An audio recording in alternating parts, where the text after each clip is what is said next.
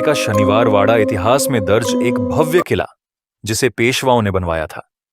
लेकिन इस किले की दीवारों के पीछे एक ऐसी भयावह कहानी दफन है जिसने इसे भारत के सबसे डरावने स्थानों में से एक बना दिया। तो फिर मेरा नाम है सारंग और सुनते हैं शनिवार वाड़ा किले की एक सच्ची डरावनी भूतिया घटना की कहानी सारंग स्टोरी टाइम के आज के एपिसोड में। कहते हैं कि यहाँ एक मासूम राजकुमार की निर्दयता से हत्या कर दी गई थी और उसकी आत्मा आज भी किले में भटकती है। रात होते ही यह किला डर के अंधेरे में समा जाता है। यहां से एक बालक की दर्दनाक चीखें सुनाई देती हैं, काका मलावाचवा, काका मुझे बचाओ। लेकिन इन कहानियों को अब तक किसी ने प्रमाणित नहीं किया था, जब तक कि 4 दोस्तों अजय, करण, नेहा और साक्षी ने इस रहस्य को उजागर करने का फैसला नहीं किया। अजय और उसके दोस्त इतिहास के छात्र थे और उन्हें भूतिया जगहों पर जाना पसंद था। जब उन्होंने शनिवार वाड़ा के बारे में सुना तो वे तय कर चुके थे कि वे एक रात वहां बिताएंगे और इस रहस्य को सुलझाने की कोशिश करेंगे। यार ये अफवाहें होंगी, कुछ भी नहीं होता वहां, करण ने हंसते हुए कहा। तभी तो हमें खुद जाकर देखना चाहिए, अजय ने जोश में कहा। नेहा और साक्षी पहले तो झिझक रही थीं, लेकिन आखिरकार वे भी मान गईं। शाम के समय चारों अपने कैमरे, टॉर्च और रिकॉर्डिंग डिवाइस लेकर शनिवार वाड़ा की ओर चल पड़े। रात के 11 बज रहे थे। किले के बड़े बड़े दरवाजे बंद थे, लेकिन अजय ने गार्ड को रिश्वत देकर अंदर जाने की अनुमति ले ली। जैसे ही वे अंदर पहुंचे, हवा अचानक ठंडी हो गई। किले की विशाल दीवारों पर अजीब सी छायाएं उभरने लगी। हवा में एक अजीब सी घुटन थी, जैसे किसी की निगाहें लगातार उन्हें देख रही हों। यहां की हवा ही अलग लग रही है, साक्षी ने कांपते हुए कहा। हॉरर मूवीज की तरह मत सोचो, चलो महल के अंदर चलते हैं, अजय ने कहा। चारों जैसे ही महल के खंडहरों में पहुंचे, अचानक हवा में एक हल्की फुसफुसाहट सुनाई दी। मलावाचवा, नेहा ने चौंक कर पीछे देखा, लेकिन वहां कुछ नहीं था। तुमने सुना? उसने धीरे से कहा। क्या? करण ने पूछा। कोई बोल रहा था, एक बच्चा। बकवास मत करो नेहा, करण ने हंसने की कोशिश की, लेकिन उसके चेहरे की घबराहट छुप नहीं पाई। चारों दोस्तों ने किले के अंदर जाने का फैसला किया। जैसे ही वे महल के मुख्य हिस्से में पहुंचे, उन्होंने देखा कि जमीन पर खून के सूखे धब्बे थे। यह क्या है? साक्षी ने धीरे से कहा। शायद पुरानी जंग लगी मिट्टी होगी, अजय ने कहा, लेकिन उसकी आवाज में खुद भी आत्मविश्वास नहीं था। तभी एक जोरदार धमाके की आवाज आई। चारों ने घूमकर देखा, दरवाजा अपने आप जोर से बंद हो गया था। क्या बकवास है? करण ने घबराकर कहा। अचानक महल की दीवारों पर बने पुराने चित्रों की आंखें चमकने लगीं। ऐसा लग रहा था कि वे चारों को घूर रही थीं। हमें यहां से जाना चाहिए, नेहा ने कहा। लेकिन तभी जमीन पर पड़े सूखे पत्तों में अचानक हलचल हुई, जैसे कोई अदृश्य चीज उनके ऊपर चल रही हो।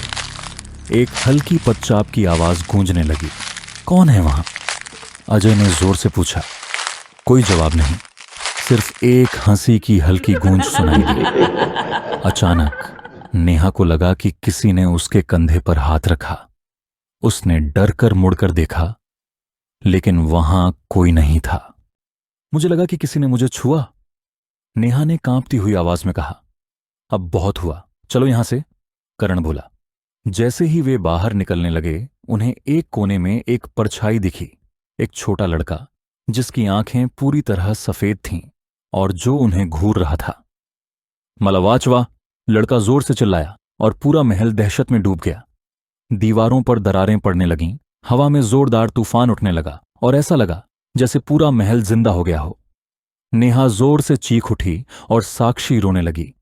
भागो, अजय चिल्लाया।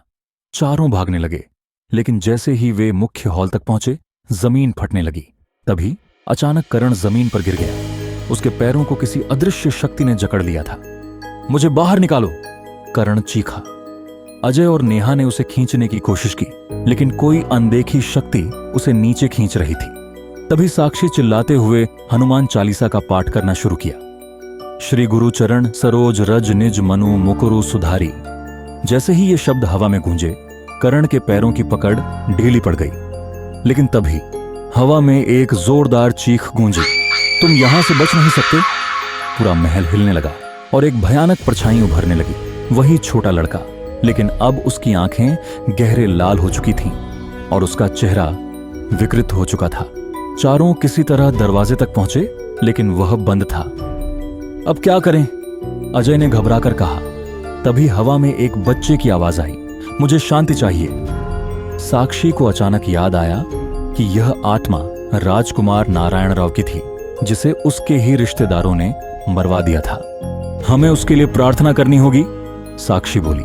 चारों ने जमीन पर घुटनों के बल बैठकर प्रार्थना करनी शुरू कर दी। जैसे ही उन्होंने यह किया, आत्मा जोर से चीखी और हवा में एक जोरदार धमाका हुआ। दरवाजा अपने आप खुल गया। चारों दौड़ते हुए किले से बाहर निकले। बाहर निकलते ही शनिवार वाड़ा फिर से शांत हो गया। अजय ने पलटकर देखा, महल की एक खिड़की पर वही छोटा लड़का खड़ा था, लेकिन इस बार उसकी आंखों में खून की जगह आंसू थे। क्या आत्मा को मुक्ति मिल गई थी, या फिर वह अगली रात के लिए नए शिकार की तलाश कर रही थी? कोई नहीं जानता। अगर यहां तक आप हमारे साथ हैं, तो ये वीडियो आपको कैसी लगी, ये आप कमेंट्स में जरूर लिख के भेजें। इस चैनल पर हम इसी तरह की और खौफनाक वीडियो लाते रहेंगे, इसीलिए सपोर्ट करें। वीडियो को लाइक करें, शेयर करें। चैनल पर नए हो तो सब्सक्राइब करें, साथ ही बेल आइकॉन को प्रेस करके ऑल के ऑप्शन को सिलेक्ट करना न भूलें, ताकि वीडियो की नोटिफिकेशन आपको सबसे पहले मिले। तो फिर मिलते हैं किसी और वीडियो में। जय हिंद।